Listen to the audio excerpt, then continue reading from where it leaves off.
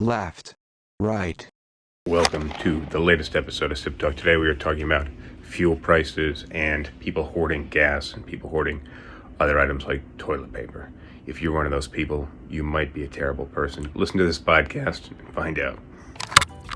This is SipTalk. Grab a drink and enjoy. Cross this go.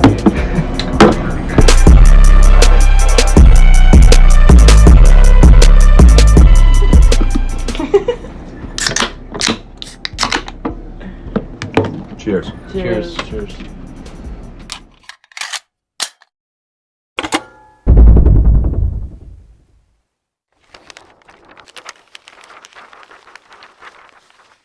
All right, what is up, guys? Looks like we are now live on Facebook. We are live on TikTok, live on Instagram, live here in person. What is up, James? The Bosnator Boswell. What are you drinking? Struggling to open. I went to the store last night and they were sold out of Busch Ice. Oh, and shit. It was more upsetting to me that it had any reason to be. That throws you off your game, man. That's not good. It really does. So I went and I got myself a oil can of Foster's. Ooh. Australian for beer. That is a big beer. That is a big beer. I got a little scotch here. I'm going to throw it on some ice. Ooh, only a half a circle. Yeah. I bought some orange bitters last night to restock, and I forgot how much I love orange bitters. Yep, but you can't mix that with your beer. No, I've got whiskey on the rocks with a pretty hefty dash of orange bitters to go along with the beer. Well, look, this is episode 101, and today we're going to be talking about fuel prices and hoarding, because the two of those things go together. They very much do. I mean, if you're hoarding fuel, so just to kind of kick us off on the fuel prices, what's the current price of fuel where you are in Charleston, South Carolina? I sure don't know because I wasn't paying attention today, but I can look it up. It's probably in like the high twos. Mm-hmm. We are right around $3. The place near my apartment in the city is roughly about $4.99 almost always. So yeah, I don't think anything that happens to fuel prices in the greater country have any effect on that gas station. But obviously the Jersey prices, they all compete with each other. That particular place in Hell's Kitchen was just kind of competing with people running out of fuel before they come in or out of the Lincoln Tunnel. So yeah, we're in the mid to high twos, somewhere between like 260 and 280, I would say. We're a little higher here. So the reason we're talking about fuel prices, I don't really give a shit, whether you spend an extra 84 cents on your gas. Really, that's not, it's not a big issue to me. And I really don't think it's going to make or break anybody over this month, the fuel prices, because I think they're going to come back down. Reason is temporary thing. You know what's going on with this gas pipeline right now, James, right? A little bit. So the company that has this, I think it's called Colonial. Yep, based in Georgia, I believe. Yeah, and I read today that there's 5,500 miles of pipeline. I jotted it down. They basically run from Houston through the deep south and then up the East Coast. 100 million gallons per day, which is an insane amount of fuel every single day that's pumping through this line. And that the company's computer systems have been taken over by hackers, and the hackers are basically running a ransomware program. Ransomware, for anybody who's not familiar with it, is the hacker basically can lock your system or steal your files or corrupt your files in demand that you pay a ransom. And I think it's a pretty clever it's a pretty clever way to hack somebody, and they're asking people to pay in Bitcoin right Yeah, now, because it's untraceable. because Bitcoin is untraceable, and uh, it's just wild how super susceptible our country is. And I have very limited sympathy for large corporations that fall victim of hacking schemes, because what you find almost every single time is that they didn't put money towards their own cybersecurity, and they were usually made aware of either a problem or a vulnerability and just decided that it was not worth the money to fix it. You can see that when Target got hacked probably about 5 years ago, where they knew of a problem and they're just like, yeah, it's not going to happen. And then didn't they hack credit card numbers or something like that? Yep. Yeah. Every time I log into Chrome, I get an alert anywhere from like 80 to like 200 and something passwords are compromised. And do you do anything about it? I mean, at this point, it's like, it's too much of like, what am I going to, do like 17 passwords a day for the next few weeks? Like, it seems like that number is constantly changing depending on which device I'm using. So Yeah, I have the same problem, and I take the same course of action. what's that? You just kind of click off of it. I do nothing. Yeah. But I'm also not $1 billion corporation. Well, that's the thing. And you also don't control other people's finances, and nor do you control the fuel supply to the greater portion of the gas guzzling United States.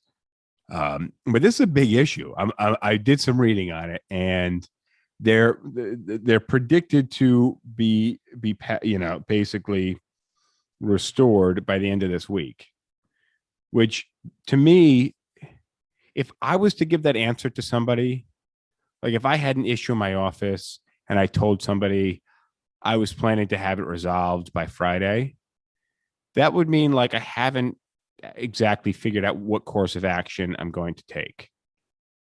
Like that would be the bullshit answer I would give somebody, because basically your system's hacked and you either got to pay or you have to like evade and restore.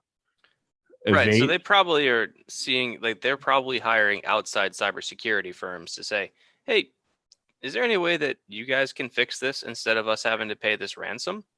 Yeah, but the point is they're still hiring people. They don't have any idea what's going on. Like this is coming from like their press department, when there's like deep tech and a lot going on with the deep tech and the external companies that they're probably hiring. So the people that are giving these statements, really, I can't imagine have very much idea of the intricacies of the hack. Well, if you're the press, like the public relations person for Colonial, or really any large corporation for that matter, like unless you have a firm solution, which is rare, then your job is just to speak in the most vague terms possible, thank people for being there, and walk off the stage. But and that's they don't have any intricate knowledge of hacking and Of course not. The back end PR. Like, exactly. So they want to make it hot sound, blonde chick that got hired half for that reason alone. Yeah, but they want to make it sound as non of an issue as possible. And then you have, I think it was your governor who declared a state of emergency, maybe Florida. I don't pay attention. But how do you know more about what my governor's doing than I do? Not Twitter. But basically said we have a state of emergency, and then followed up and said you don't need to rush to the gas stations to fill up on fuel, which people are doing. And we actually have gas stations around us that are running out of fuel. It's happening down here too. But it depends on where you go, because I was there was a thread on Reddit in Charleston talking about like lines for gas stations, and one person said that Costco, it was like a hurricane's about to hit, and then other people are like, we're in other places in West Ashley and that it's fine. And then there's other places like they're completely out of fuel, you can't even buy it. Well, I was lucky enough this weekend to have bought a lawnmower, a push mower, because I told you I got a riding mower, right? What happened to the riding mower? It works great. It works great. I mowed the other day before I had a major allergic reaction on air.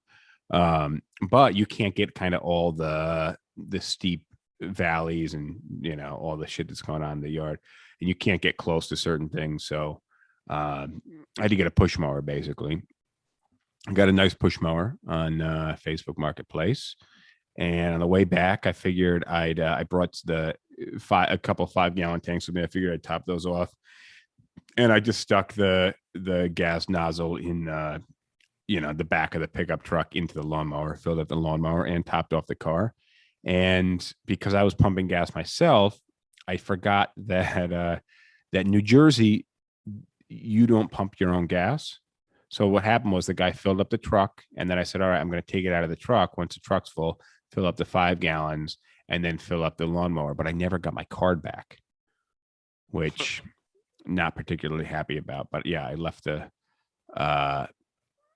freaking credit card in the gas pump, which is like what I use for fuel. So I'm not very thrilled about that. I need to buy another one. I also use that to get into apartments that are locked. So I replace a card quite a bit. So I try to space out how often I reorder this particular card. You just use it to jimmy the. Yeah, like when there's sometimes the keys don't always work, or sometimes the super doesn't answer the buzzer. So you just pop the little card to the slot when you're trying to get into an apartment. And I mean, it works probably 9 out of 10 times. And it's just, unless it's a super secure door. But most doors in New York City are old, and there's lots of space in between. Deadbolt solves all your problems there. Well, Deadbolt's gonna keep somebody with a credit card out. But yeah, I fueled up, and I'm pretty good on the fuel. So I'm not rushing to. I got a half tank, and I'm not panicking. Yeah. The last time I remember there being a big issue for fuel for me was during Hurricane Sandy. And Hurricane Sandy was in New York City when everything was flooded. The power was out in the majority of the city, and all the gas stations were closed, and there were huge lines for fuel. And I actually, in looking for fuel, my motorcycle was a bit empty at the time. I think the motorcycle holds like 3 gallons, maybe a little more. And I got on the highway to go up a couple of exits to another gas station I heard had fuel, and I ran out of gas on the highway. And I luckily coasted just to an exit. And then as soon as I was able to, this is the FDR highway on the east side of Manhattan, which is like the lanes are just about as wide as a regular sedan. So, having to walk alongside a broken down motorcycle is some scary shit. But luckily I coasted just to an exit and was able to push it off the exit. And then like a half mile through kind of a rougher area in Harlem, which was not fun. And then I still didn't get gas for like a week. So what, did you just leave the motorcycle at the gas station? I left the bike across the street from the gas station in a legal parking spot. And I would just come, I think I came like 3 or 4 times up to the area to see if I could get fuel. And I'd waited in a line a couple of times, and then they just called it. They said, all right, sorry, guys, we're out of gas. One of the times I actually, this was me like thinking I was going to hack the fuel situation. I bought like 4 or 5 cans of the fuel injector cleaner, because that's like super high test. And I put that in the motorcycle, hoping that would at least get me home. And it got me about a quarter of a block. Like the bike started up and it started to go, and then it just kind of sputtered out and turned off. So fuel injector cleaner, not a substitute for actual fuel, despite what you would be led to believe by the high test of that stuff. Let's ask the chat. Anybody, if anybody else is having problems getting gas, or like, because I want to talk. I hate hoarders with a pretty special passion, because it's super selfish behavior. We know that there's a scarce resource, and I'm going to keep it all for myself so that other people can't get it. So we're talking about different types of hoarders then. Well, no, you're talking about toilet paper hoarders. But gas is the same thing. Well, yes, gas and these are kind of commodity type type items. Yeah, I I'm not thought you talking were about hoarders, about like people that magazine hoarders or yeah, something. been like a magazine from 1973 that had one article that you don't want to forget about. Yeah. So might as well have like 400 issues of it. Well, I was that's the type of hoarding I thought you were talking about. So I started to do a little digging into kind of the emotionally vulnerable people that turn into this So type of in my hoarder. text, you couldn't take into context what type of hoarders I was referring to I based never, on. I never, I didn't think about gasoline as something someone would hoard. Now, I That's mean, exactly what people are doing right now. I now have 10 gallons of gasoline in the garage, and maybe another 2 gallons or whatever the lawnmower holds. I don't have any idea. It's a new mower. Um, so so no, I didn't think about that at all. But yeah, if I heard there was a scarcity in something, I don't know. My thinking is the last thing I would want to do is go to a Costco while there's a gazillion people there and people are fighting over fucking toilet paper. That was Like, one of the dumber aspects of the beginning of the pandemic, in my opinion, because it would be one thing if this was a sickness that made you poop a lot, but but it yeah, wasn't but there was no shortage of toilet paper. until people started buying it. Until, yeah, but it was a self-induced shortage of toilet paper. Yeah. But had people not ransacked the store for toilet paper, we would have just continued shitting and using toilet paper and buying toilet paper and shitting and using toilet paper, and it wouldn't have been an issue at our normal rate. So I guess what you're asking about is what is the psychology of the person that goes, oh shit, a storm's coming, we need. I mean, what I don't get is, we live in like a first world country. So like if there is a hurricane or there is, I mean, I guess like maybe Louisiana, what hurricane was that hit? Katrina was the one that really devastated them. Yeah. So you have a Hurricane Katrina type instance. And again, you're in like a hot zone for hurricanes. I could get it while you might want to stock up a little bit, but really the best answer would be like, bro, like maybe it's time to go somewhere else. Well, it's Like, there's a difference because even down here before a hurricane hits, and I've had a few of them, is I will go to the store and I'll get enough food for maybe 2 or 3 days, and I'll get the kind of food that if I lose power, I can still eat. so probably not canned food. No, canned food or pasta. Yeah, the pasta no, because you need to boil water. But canned Well, food, fine. 'Cause you what- can have canned food cold. You might not enjoy it all that much, but I can't think of once in my entire life when the power has been out and I've gone to canned food. I have after hurricanes here, having cold Chef Boyardee. Not the worst. I absolutely hate Chef Boyardee. Actually, it's nauseating to me. What's one Bolognios or something? Spaghettios.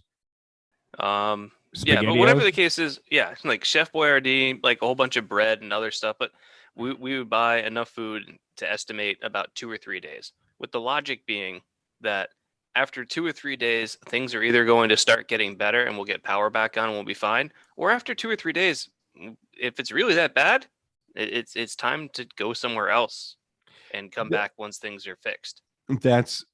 I mean, my thing. I'm just so behind the curve. Like, I don't want to go to the store when it's going to be busy and there's going to be people that are like anxious and upset. It's not in my mindset. And then I'm just like, there's a shit ton of food that like. Before I moved, I tried not to go grocery shopping at all, so that like I would just use the food that's in the cabinets. And I still have I had to move all this fucking food, just because I couldn't even get through it. But the idea of eating out of canned food when you don't have power to me seems absolutely miserable. It helps if you've got beer. I actually probably spend my hurricane prep. If you were to do it dollar for dollar, I probably spend 65 to 70% of my hurricane prep budget on booze. I think with the remaining 30 to 35% being on stuff like food and candles. Actually, I've got so many candles at this point, I don't need any. I mean, to me that makes sense. Whenever we have like snow days or anything, like I always go to the liquor store ahead of time. To me, I think if there's like natural disaster or something, canned food is not going to be my first priority. It's going to be straight booze. Did I ever? I went to James and I have a mutual friend from South Carolina, Max, and I went to his wedding in 2018 or 19 and 2019, and the hotel was on fire. Did I tell you this story? Yes. Hold on. What's Lisa talking about? That seems like punishment. The canned food. Yeah. Lisa? What are you talking about? It seems like punishment. So, but basically, the hotel was on fire. Like people were screaming. There was like a Boy Scout group. People were running. I mean, it. You would have thought like fire was broken out in the lobby, and like so. I mean, I kind of looked around and like saw no smoke, but I just saw dozens of people like coming through the staircases. I looked at the bartenders and were like, what are we going to do? And they're like, well, it looks like the building must be really bad. So I walked behind the bar. The bartenders just kind of watched me. I grabbed a bottle of vodka and I said, all right, guys, let's go outside. How long had you been drinking at this point? I don't know, probably most of the morning. There's other parts of that story of that weekend that I think are story worthy as well. I think we'll keep them off of this episode for right now. But that was a rough weekend for me. Dealing with my own issues and enjoying it. It was a very nice wedding, actually. Really nice to Lisa, eating canned food during a power outage, it's one of those ones where like you kind of have to look at it like camping, except you're in your house. And like you don't have, so I don't know where you live, Lisa, but in South Carolina, we shut things down pretty hard for hurricanes. It's actually like, I look forward to it every single year. It's like your snow days. Oh yeah, completely. Like the city will empty out, like 70 or 80% of the people will leave. There's no traffic. A lot of places close down. It's like you have the city to yourself. And then if the hurricane actually hits, you'll have like a couple days off from work because chances are there's no power or whatever else. And major flooding. Yeah, but it's I don't know. You have to go into it with the right attitude, and if you've got like a decent bottle of whiskey and like some cards and some people to hang out with, then having the canned food is just part of the experience. And you have to look at it like when you're going camping, you're giving up on a lot of the positive trappings of civilization for some kind of other experience. And so, yeah, hurricane parties are kind of like that, where you're giving up some things because, hey, I don't have to go to work and I'm still getting paid. And what if you have an electric can opener? Well, that's not going to be very useful. You should have a hand crank. Yeah, well, that would make sense. That having an electric can opener, I guess that's kind of cool. But if you're in a situation where you need to be eating canned food, then you're kind of fucked. My mom bought me a very nice can opener. It opens cans at a different angle, and it kind of dulls the sharp edge of the can, which sounds really cool. But I oftentimes have major difficulty using it, and I threw out the other can opener that I had. So, well, maybe you spend the $7 and get yourself another can opener. You know what? I may be the only person that does this, but the grocery store, they have like that one section that has like all the like kitchen equipment. Yeah. I always stop and I'm like, oh, what else could I get for the kitchen? You never know when I may need a plantain smasher or some really nice reusable kebab sticks, or I have a lemon squeezer, a lime squeezer, and an orange squeezer.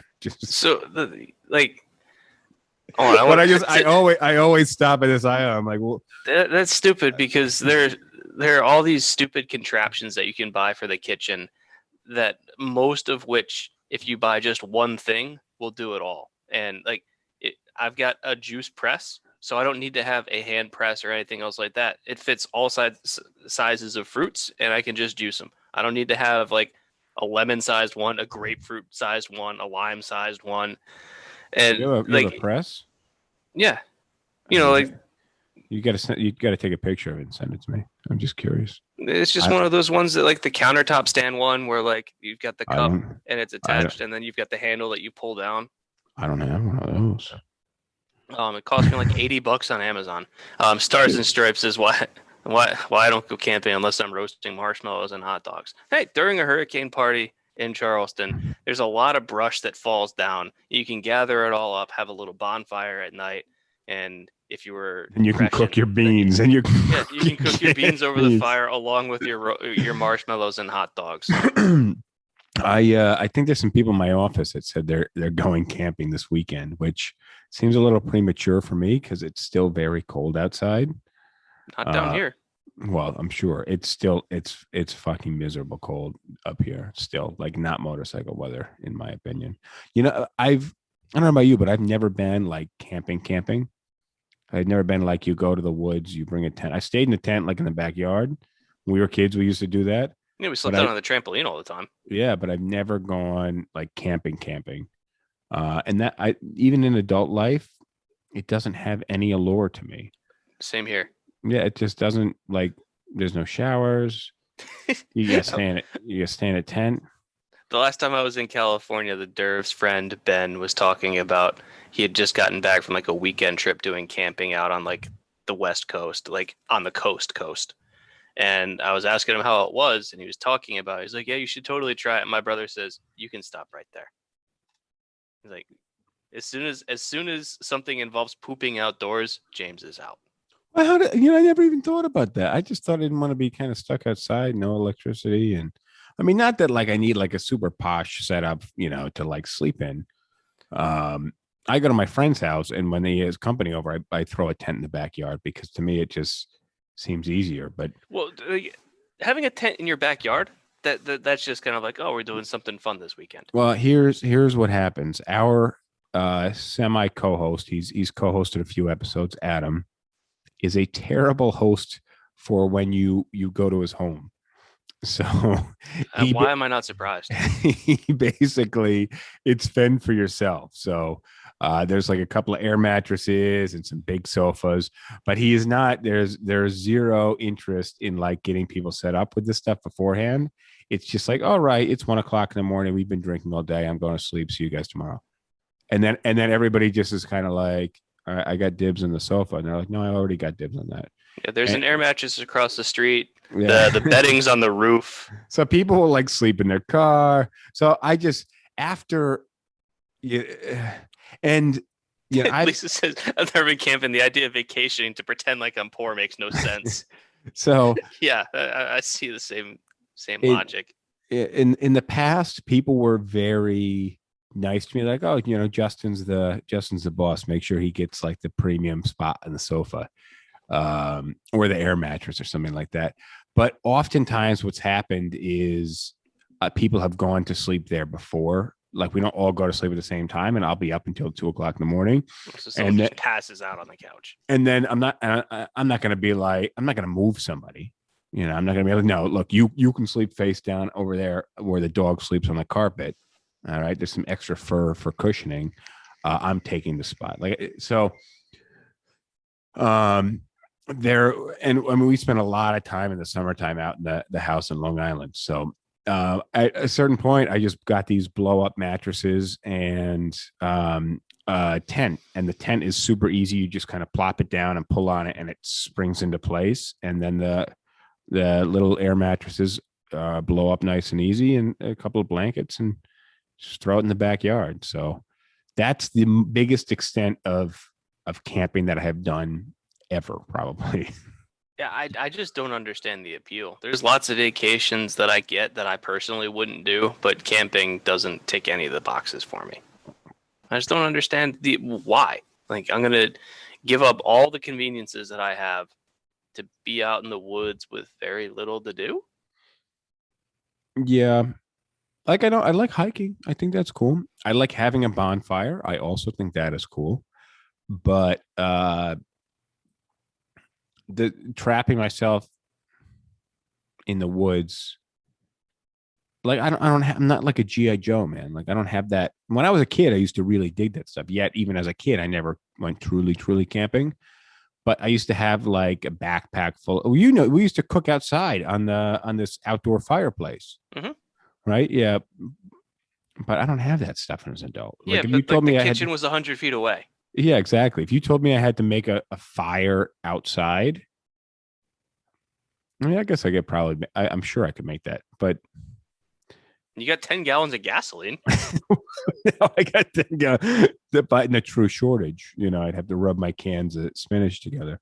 All right, what else do we have on this fuel shortage, or Well, what other thoughts do you have on hoarders? Because my thinking of hoarders was people like I started looking into emotionally damaged people and people who like actually hoard like tons of shit. And I'm reading articles about people that no, I'm like thinking save about like appliances.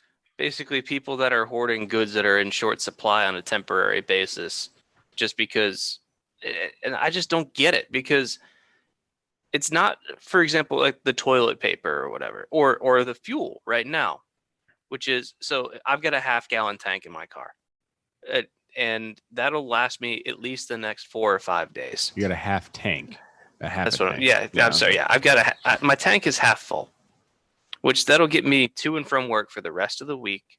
And then if I need to drive somewhere on the weekend, I can do that. And I don't have to, like, I'm not going to have to worry about like leaving Charleston and going on some road trip to some city that's now safe. It's not like the fuel. I can kind of understand it with a hurricane where, like, if you leave town on less than a full tank of fuel and all the gas stations are closed and you need to drive a couple 100 miles to get away from the hurricane while being stuck in traffic from everybody else that's doing it, I can get wanted to have a full tank of fuel. But Yeah. that's not even what this is right now. There's no But disaster coming. So there's a thing about the suburbs that I've learned, and I'm not quite adjusted to the mentality, but I did buy like, I don't know, 10 or 12 big Gatorades the other day, a few different sleeves of Pepsi Maxes, and a few seltzers. So now, and like more than I could even carry. But, and I know I do the same thing with beer. I get a few cases of beer at a time. Whereas when I lived in the city, I would get a 6-pack or maybe a 12-pack. And I'd be, if I was having people over, I might say, hey, make sure you bring something too. But there was no way for me to transport 3 cases of beer home. well, you also didn't have the space to store it in Well, your you have apartment. the storage space. Yeah, I used to keep like stuff in the coat closet, like cases of beer and 2 liters of soda and stuff for when I was having guests over. But I do notice that going from somebody who's in the city who was content with having a half full refrigerator to living in the suburbs where you have additional storage space, maybe potentially a deep freezer or more than one refrigerator, while you would keep this extra stuff. But I mean, Well, it's more just like it's just saving you a trip in the future. It's like I'm going to the store, I might as well buy a whole bunch, like anything that doesn't go bad, like soda or beer. Might as well buy 2 or 3. I've got the space to store it, and now I don't have to go to the store for like another month. yeah. I don't know. Doria says, I told you guys to get an electric vehicle 6 months ago. Yeah, but with that, you're really screwed. Yeah, if you run out of power, like if the power's out, that's what we're talking about. We're talking about natural disaster. Well, actually, we're actually talking about we're talking fuel. about this We're talking artificial about fuel. crisis. Yeah, But let's say exactly. it's a hurricane. Let's say the only car that you have is an electric vehicle. Hurricane comes by, knocks the power out. Well, if you have solar power on the house, yeah, but your solar panels might be damaged if the hurricane was bad enough. yeah, depends on. But let's just assume most people don't have solar panels, and not everyone's house can even fit them because if you've got a lot of shade around it or whatever, it might not be smart to put solar panels on your house anyways. Power goes out, you got an electric vehicle. Electric vehicles don't have the same range that gas-powered vehicles do. That's one of the biggest problems with electric vehicles right now is the energy density problem. But if you get an electric vehicle, well, you might not be able to charge that thing for a week or two. And you're not going to be able to charge it away from your house either because any of the charging stations around you also don't have power. Yeah, exactly. I'm looking. The Tesla range, they say, is Model S long range plus vehicles have an official EPA range of 402 miles. So that's pretty good. We're going to say like 350. But each one's different because like the Model X, like the Tesla SUV, it's only like 250 miles. Yeah. Yeah, I mean, I actually I'm pretty impressed. I could drive an electric vehicle and not worry about I'm not. When was the last time I took a long road trip? I wouldn't know. I'm not. Yeah, I mean, well, I mean, we talk often enough. You probably have a good idea, but What's unless the I'm like definition driving, of a long road trip? 5 hours plus, I would say. Okay. But no, I guess I've driven to like Buffalo, um, and then I had to go out to like Philadelphia, Philadelphia is and not a then long road trip at all. back. So it's like 3 hours out, 2.5, 3 hours out, 2.5, 3. So that's It's 3 hours from New York to Philadelphia. I don't know. It was when it took freaking forever. Or the time that I told you about the time did we talk about this on air when I bought the grill? No. Hold on. I did a poor job preparing for this podcast. I got to pee real quick. All right. So we're gonna let we're gonna let James run to the bathroom, take a little bathroom break. Please close the door behind you. Thank you. So for those of you guys who have watched enough episodes of Sip Talk, you understand that we're drinking throughout the episode. We talked about this in the last episode, the 100th episode, where kind of our off-title topic was good ideas, bad ideas that sound good to begin with. And a podcast where you're on air for an hour, yet you're drinking the entire time is incredibly difficult to sustain. We actually started talking about what I said was probably the worst job I could ever imagine was being a bus driver, because I could see being a taxi driver because you could, in between fares, you can pee in a cup. And if you spend enough time in New York City, a lot of cab drivers pissing in bottles. But as a bus driver, there's no break. You're either, I don't know what the bus driver shifts are, but you're either 3 hours, 4 hours, or 6 hours, or 8 hours, and there's no piss break. So I can definitely understand having to run and take a break in the middle of a podcast where you're drinking beer or liquor the entire podcast. So My planning is spectacular in this one because I had 2 glasses of iced tea for dinner. Well, yeah. I mean, but yeah, I try not to have any drinks before we get on air, just in preparation for going on air. So I definitely, when you were going, I was just saying how I thought being a bus driver was the most torturous job and something I could never do. And that is a big can of beer. That looks like a mini 24 ounce. Holy shit! Yeah, nice. But yeah, so I think electric vehicles still have a long ways to go. Let's revisit this episode, I guess. We've talked about. I want electric vehicles to be better. Like I'm all for getting off of fossil fuel. To me, it makes sense. We're digging something up in the ground there's a finite supply of, and at some point we're going to run out. But in this particular case, yes, I did wash my hands. In this particular case, he probably just rinsed them. Yeah, that's washing. That's as washed as mine get. But in this particular case, the pipeline and the company that controls the fuel pipeline through basically the gasoline supply for the eastern half of the United States was hacked. And now we're all going to be fucked over the next week. And they're saying we're going to be fixed by the end of the week, but I don't actually think that's going to happen. And I think this could get bigger.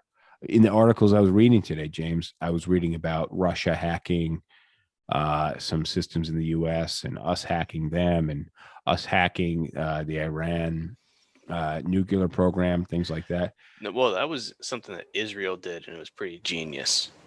Which is explain on that.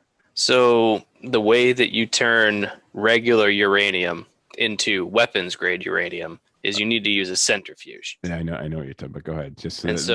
You have to spin the uranium really, really fast, and the density differences between the 238, which is not that radioactive, and the 235, which is the weapons grade. The 235 is lighter, so it will start to separate out. But this is a really long process that requires a lot of centrifuges and a lot of time because uranium ore is not very pure and U-235 is not very common. So like in regular uranium ore, you might have like 0.5% or less than 1% by mass is the 235. So they've got thousands of centrifuges spinning this to try and separate out the two different isotopes. And so what Israel did is all these centrifuges are controlled by computer programs for the speed and balance and everything else. So I think what Israel did is like they left like a flash drive in the parking lot of one of these facilities. And so somebody picks it up and like plugs it into a computer to This see is what brilliant. it is. This is brilliant. Yeah. Yeah, Stuxnet. And so then the program, like the flash drive automatically installs a program, and the program basically overwrites the code for what's controlling the centrifuges. And it's not like it just deletes the program or whatever, because then they would have known there was a problem. What it did was it just subtly changed it so that it would like make all the centrifuges go slightly out of balance. But this happened over the course of like a few years or something. So this is why Iran didn't have nuclear capability earlier. Because they couldn't figure out why their programs weren't working. Why is it that when we're running this, like some of the centrifuges will malfunction? It's you don't want to cause a major disturbance, because then that's going to cause them to completely just revamp the program and write it from scratch. It's you want to introduce little bugs here and there that don't show that there's a major problem with the program and cause them to just put a stop to everything and rewrite. So it was pretty smart the way they did it. I remember hearing about this and thinking, I think I heard it on Radio Lab, another great podcast, but absolutely brilliant hack. But I don't think we've done enough to keep Iran out of the kind of nuclear power. Well, that's a completely separate debate, because it's if they want to have a nuclear program solely to generate power for their country with no weapons. I don't think that's their plan. Well, that's so.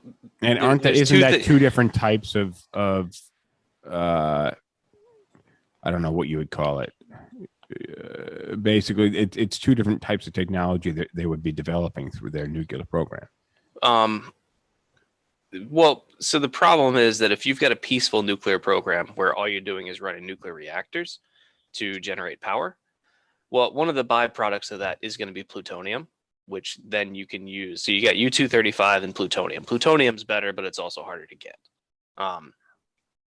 And so if you've got reactors that are just so happening to produce plutonium, then the problem is it would be impossible to tell whether they're running a legitimately peaceful nuclear program for power or they were using it to also develop nuclear weapons. And so part of the Iran nuclear deal was regular inspections by the IAEA to go in and make sure that they were abiding by the terms. So that way they couldn't develop a weapon because they were being supervised.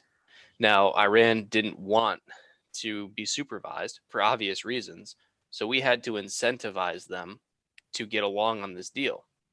So one of the provisions that got a lot of press and was misrepresented by certain political factions was in the late 80s, the United States seized a bunch of assets of the Iranian government. I think it was bank accounts that were held in U.S. banks. And it was like $100 billion or something of Iranian money held in U.S. banks that we just froze. Said, you guys can't access this. So it was their money. And so one of the carrots on the stick for this deal was giving them back the $100 billion. And so certain political parties made it sound like we were paying Iran $100 billion to join this deal, when in reality, we were just giving them their money back. Mm-hmm. So yeah, like the question of, are they developing this plant, this nuclear power to develop weapons or not? Legitimate concern, but the plan was designed to try and mitigate those worries. Sure, but if we're not, I mean, if we had this very bureaucratic plan to supervise them, and I imagine it being super bureaucratic, very, very convoluted. Oh, of course. if you were a teenager and I told you I was going to drug test you in a super convoluted way, and I was going to, basically, I was going to drug test you on a regular basis, and we were going to sign off on it, and you knew all the details of the drug test, don't you think it'd be really easy to kind of work around that? Only if you drew up a shitty deal.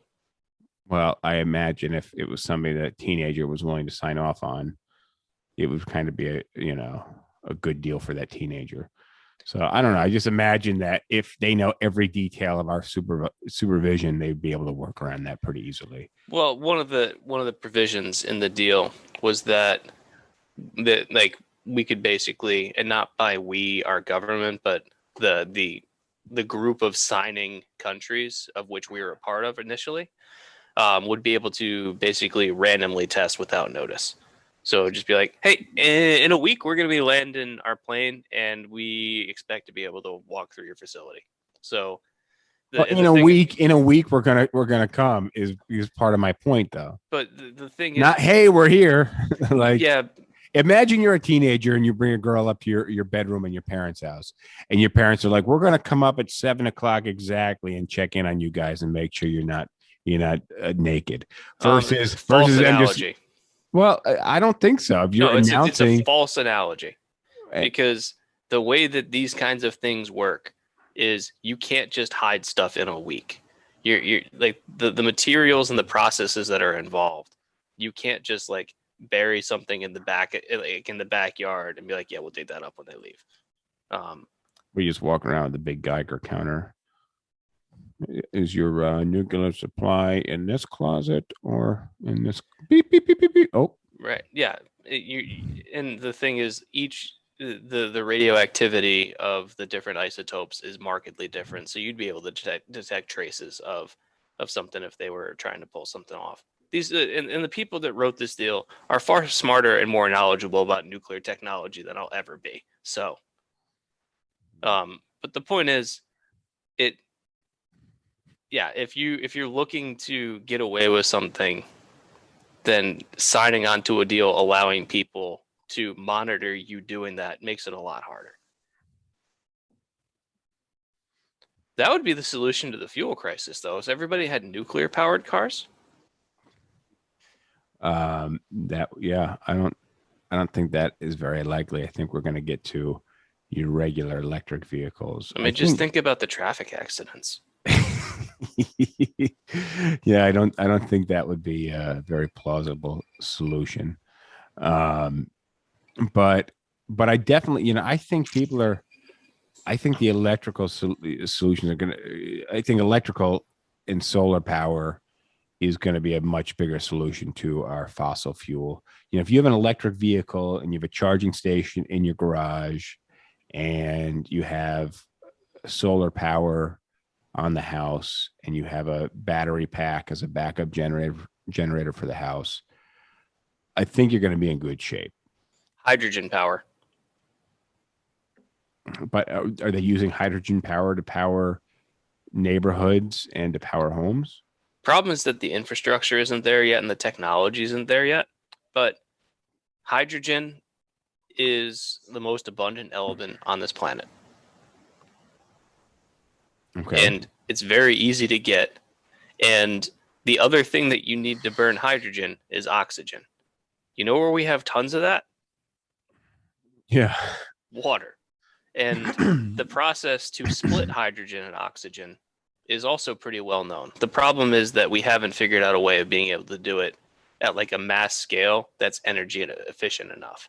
But with a little bit of electricity, you can split hydrogen and oxygen. And most people that took a high school chemistry class have done it.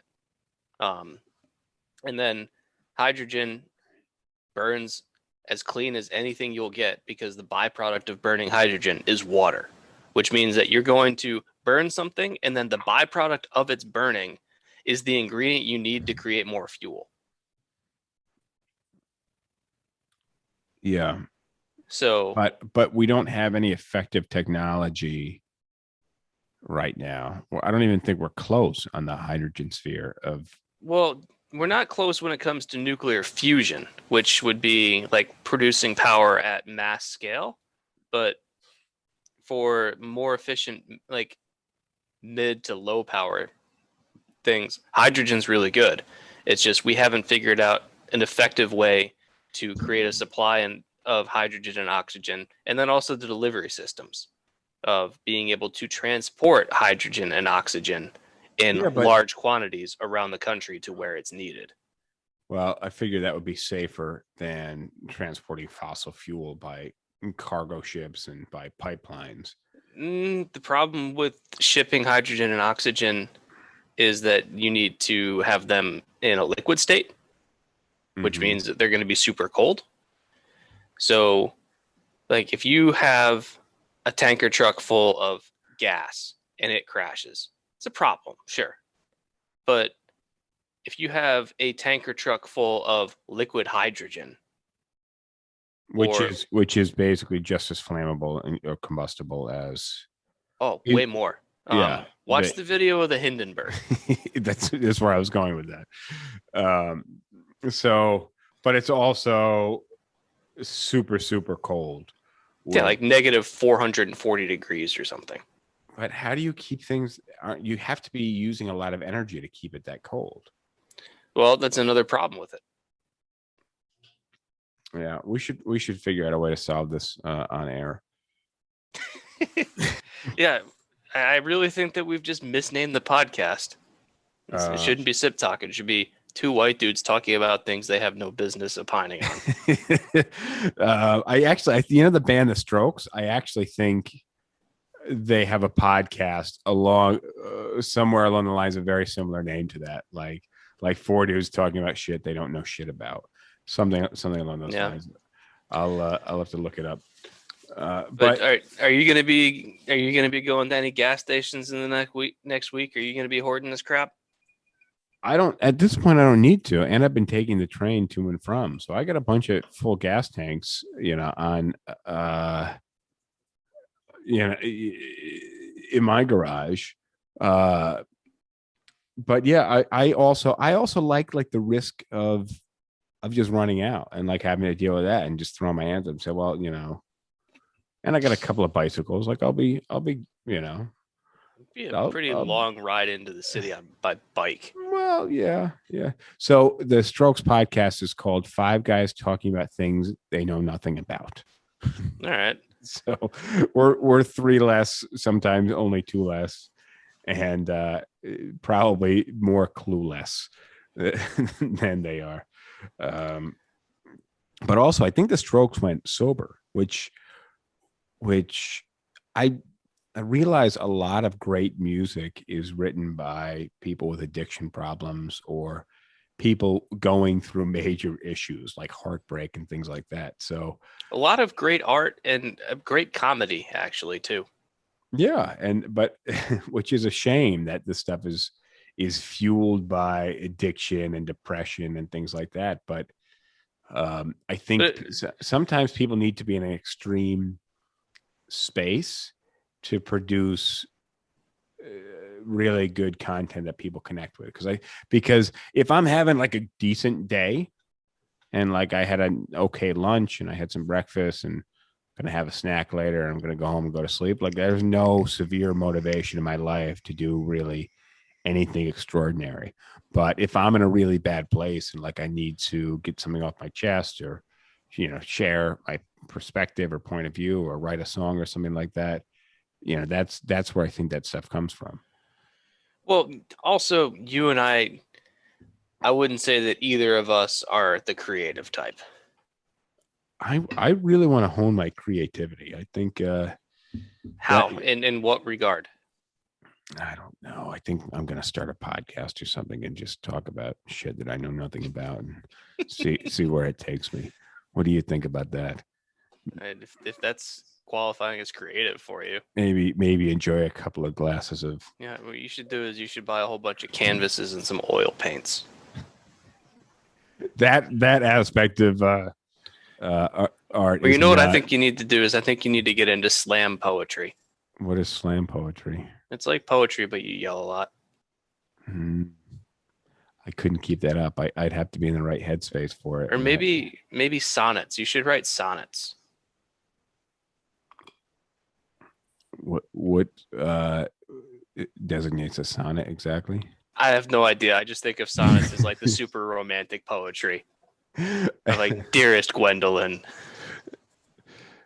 I'm gonna just look up what a sonnet is real quick. There's probably some form that you have to follow, it's like a limerick, but a poem of 14 lines using any of a number of formal rhyme schemes in English, typically having 10 syllables per line.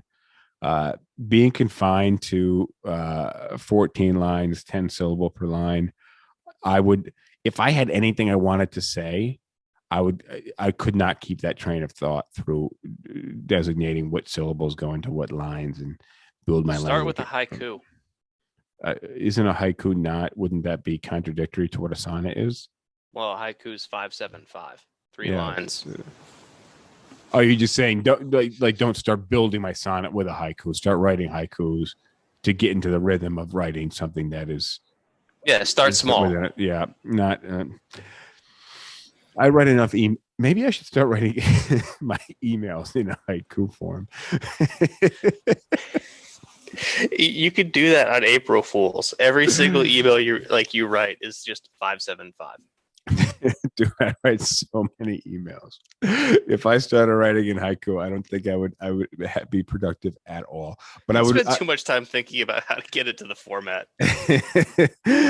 And then I'd get into like the second line, I'd just be done with what I wanted to say. So I just have to add like a pleasantry at the end. You could do all your listings as haikus. Like now you're on to something there. If there was a real estate agent that wrote all of his listing descriptions as haiku, that would really be something. It would take a lot of commitment. There's a guy that takes a Pikachu stuffed animal and he puts it in each one of his photos of apartments. Yeah. And then he sues people for using his photos. So I'm being sued right now by somebody because we had an agent use his photos in 2017. He wants $150,000 per photo. So I think we'll just have to start writing him some checks. Yeah, I wouldn't. No, I'm not quite sure where I'm going to go with this, but been seeking some legal advice. If anybody knows copyright law, please reach out to me, justindigulio@gmail.com. I would really love your perspective on this. I would just get some Zimbabwe dollars and send him those. Well, maybe I'll pay him with Bitcoins. That'll come out to be more expensive. But yeah, man, start doing all your listings in haiku. I like that. That's I may use that in one of my next training sessions, just about being original and standing out. And obviously it's going to have to be somebody who has some background in writing or something like that. If you can count syllables, you can write a haiku. Yes, but these are real estate agents we're talking about. So they might not let alone count syllables. They might not be able to define them. Well, right now, and I have a newer agent. He's not a young guy, but he's not a great emailer. And I've been trying to, he basically capitalizes the first letter of every word of the sentence most of the time. Oh, so like everything's a title. Yes. And he presses the return key in odd sequences between lines and sentences. So it makes... You should buy him an MLA handbook. That's not a bad idea. It makes his emails very difficult to read. So, but an MLA handbook, I think, might be a bit of overkill to solve the problem. I wasn't being completely serious. Well, but I think it might be something that like he could read and digest. But my or what you could do is you could take one of his emails and say, "Here's your email," and then say, "I rewrote this email for you. Start doing that." Well, and I like this guy. I don't want to shit on him too much, especially because he's new. But I helped him rewrite his bio today, which was written with 2 different perspectives. So it was third person and first person. and I told him that wasn't gonna work for a bio. You should have just averaged it out to second person.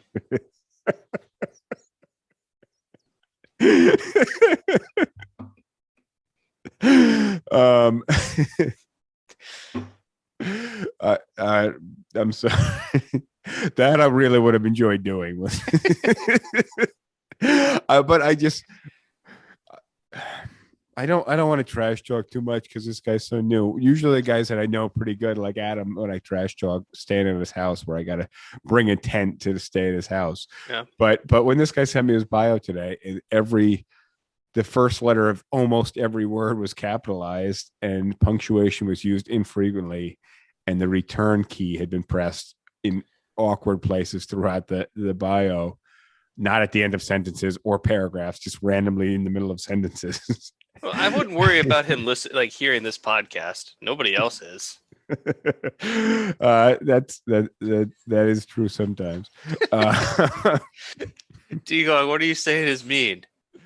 Whatever we're talking about. Well, yeah, but there's a variety of topics. There's a lot of things I said that could have been mean, but like if I'm thinking he might be referring to, here's your email, here's how I rewrote the email. Like, do that, or was it buying him the MLA handbook? I think that could be constructive, and I just think it might be a bit too much for him to digest. But I do think you don't eat it. Well, I don't know. But let me just check our time here because there's a lot of editing that needs to be done. All right, we've reached the end here. We did not take the original direction I thought we were going to. But when do we do? When? Yeah, when I know. But that's the idea of the podcast. Hopefully, if people can last through the podcast, they can follow our train of thought throughout the podcast. I can. After a couple of glasses of scotch or whatever Australian beer you're drinking down there. We'll be back to Bush Ice by Thursday, hopefully. I got to get back into my regular Dewar's and Michelob Ultra. That's my go-to, and it has not been for a while. I've been really out of sorts since the Jersey move. But yeah, let's tease. So Raj has an idea. Let's tease this real quick.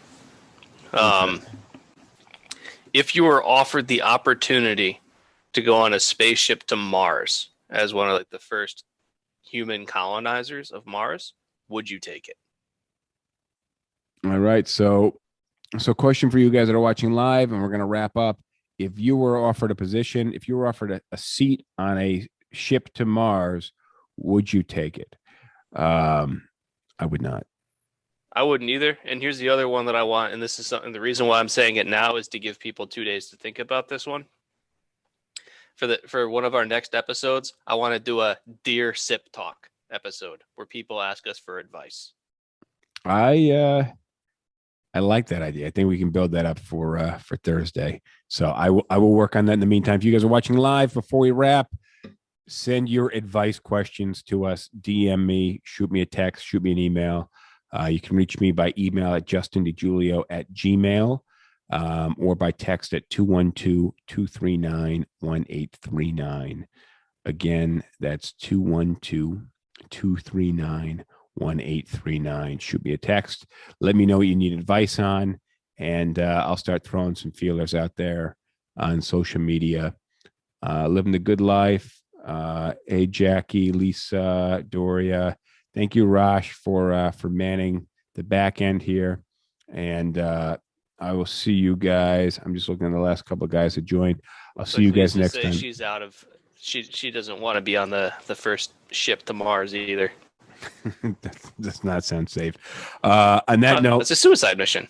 Yeah, I mean, it is at the end of the day. On that note, I'm signing off. Thank you guys for joining. Catch you guys soon. Adios. Laters. All right, that concludes this episode. Were you a terrible person? Are you a terrible person? I hope not. If you're watching us, I know you have enough charity in your heart to finish this episode. So see you guys next time. I like PBR. I just got priced out of it.